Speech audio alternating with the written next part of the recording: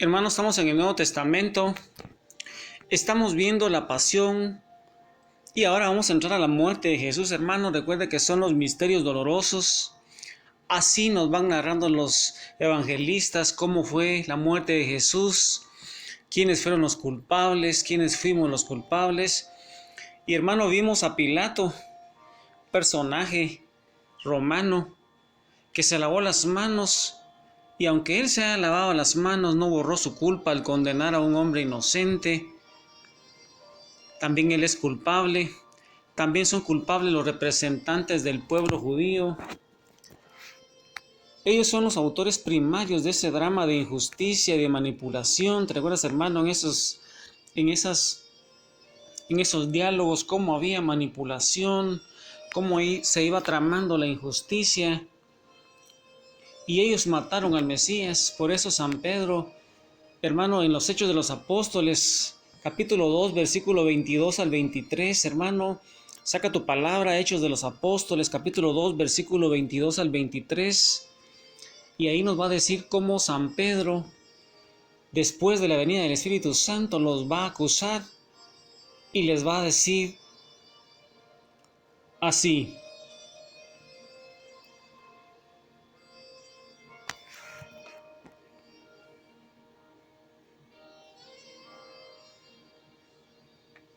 Israelitas, escuchen mis palabras. Dios acreditó entre ustedes a Jesús de Nazaret. Hizo que realizara entre ustedes milagros, prodigios y señales que ya conocen. Ustedes, sin embargo, lo entregaron a los paganos para ser crucificado y morir en la cruz. Y con esto se cumplió el plan que Dios tenía dispuesto. Palabra del Señor. Mira, hermano, cómo San Pedro nos va a decir a nosotros ahí en los Hechos de los Apóstoles.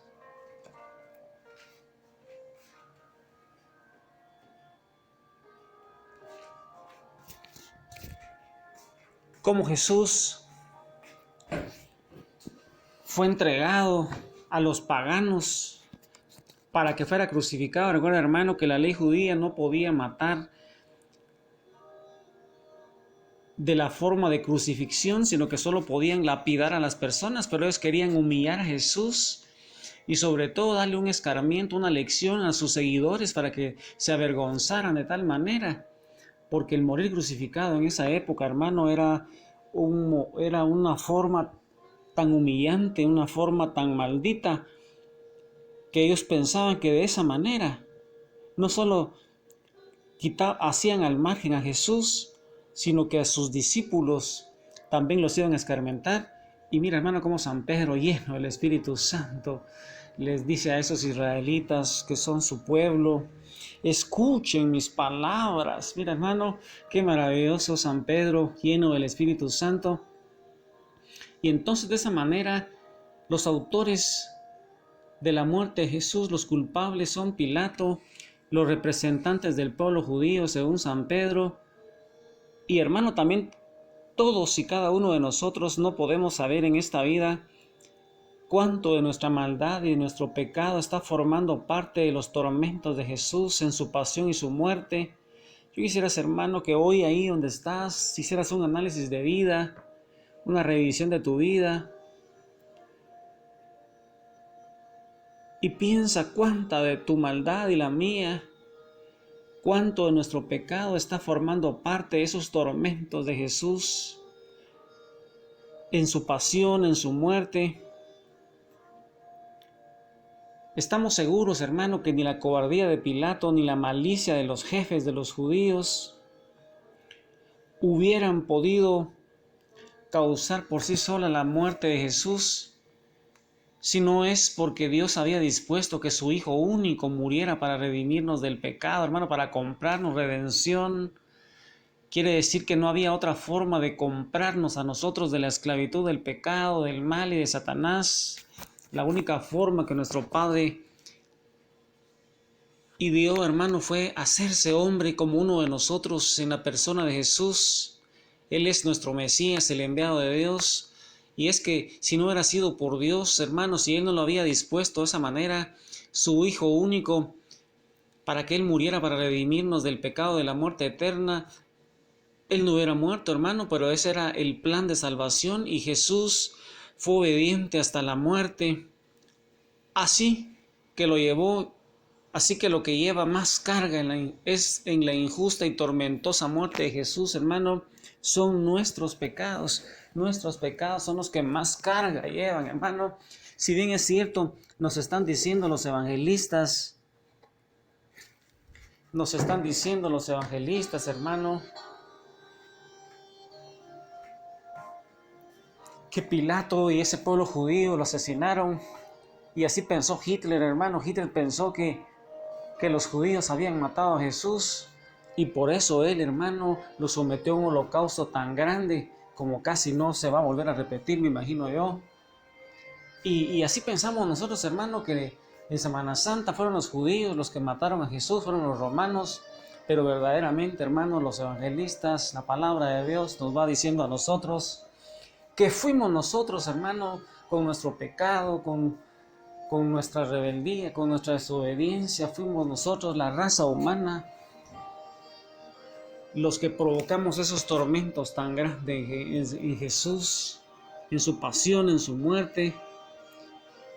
Misericordia y perdón, eterno Dios, porque nuestros pecados te han clavado en la cruz, decía San Alfonso. Hermano, mira cómo decía San Alfonso: misericordia, misericordia y perdón, eterno Dios, porque nuestros pecados te han clavado en la cruz, hermano. Y ese debería ser hoy nuestra oración, una oración de reparación a ese corazón misericordioso de Dios, que lo hemos golpeado, lo hemos traicionado, le hemos desobedecido tanto.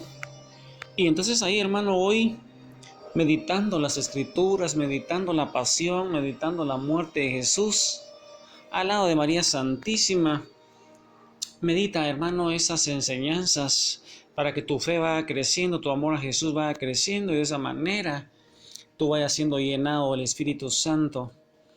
¿Y qué piensas, hermano, que sucedió con el pueblo de Israel? Ese pueblo escogido de Dios, hermano, ¿cuál crees tú, hermano, que fue la consecuencia que cayó para ese pueblo de Dios, ese pueblo desobediente, ese pueblo que no logró reconocer a su Mesías, hermano? Y de esa manera también nosotros no estamos reconociendo a Jesús como nuestro Señor, como nuestro Dios, como nuestro único Rey, hermano. Israel terminó de ser el pueblo escogido. La salvación vino de los judíos, primero como el pueblo escogido al que Dios preparó durante 2000 años, hermano. Mira cómo Dios fue preparando a ese pueblo judío durante casi 2000 años para recibir al Mesías. Y luego de la muerte de Cristo, la salvación vino a través de los judíos, porque sí hubo una porción de judíos, hermano, que siguieron al Mesías y formaron la iglesia que Él dejó instituida. De todas maneras, ese resto de Israel, hermano, ellos son los seguidores de Jesús. Ahí están los apóstoles y ahí hay muchas personas santas. Ahí están todos esos personajes que los evangelistas nos van diciendo, hermano, esa gente pobre. Ahí está especialmente María Santísima, hermano, como la principal seguidora de Jesús en ese plan de salvación. ¿Y cómo fue el camino hacia el Calvario, hermano? Ya vimos la pasión de nuestro Señor Jesucristo. ¿Cómo fue ese camino hacia el Calvario, hermano? Recuerda que Jesús, después del Monte de los Olivos, fue presentado al Sanedrín, a los sumos sacerdotes, fue presentado a Pilato, a Herodes, y ahí, hermano, después de esa oración del Huerto de los Olivos, después de esa flagelación, después de esa coronación de espinas, hay una procesión con Jesús crucificado, y esa procesión era larga. Dice que 4 soldados debían ejecutar y vigilar la ejecución de Jesús. Esa fue la primera procesión de Jesús, hermano.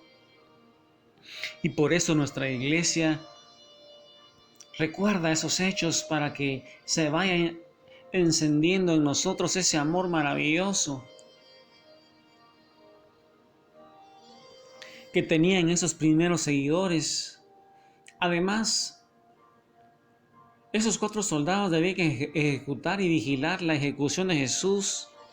Además, había una tropa presidida por un centurión que iba adelante a caballo y otros 2 soldados a cada lado de Jesús. Y dice que detrás de esos soldados, detrás de Jesús, venían los 2 ladrones que iban a ser crucificados con él. Y eso es lo que San Marcos 15, hermano, nos va a decir. San Marcos 15, 20 al 22. Y con esa escritura, hermano, yo quisiera hoy que con María Santísima, con los evangelistas, con Simón de Cirene y con todos esos seguidores de Jesús y los que no son seguidores de Jesús, meditemos las escrituras. Y ahí en San Marcos 15, 20 al 22, con María Santísima, meditemos ese dolor de Jesús. Los soldados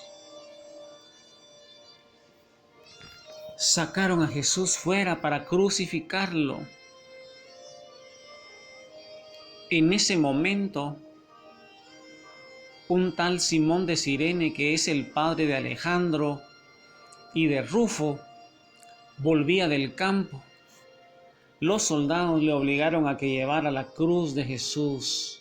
Palabra del Señor, gloria a ti, Señor Jesús. Mira, hermano, medita, hermano, Jesús va de camino al Calvario.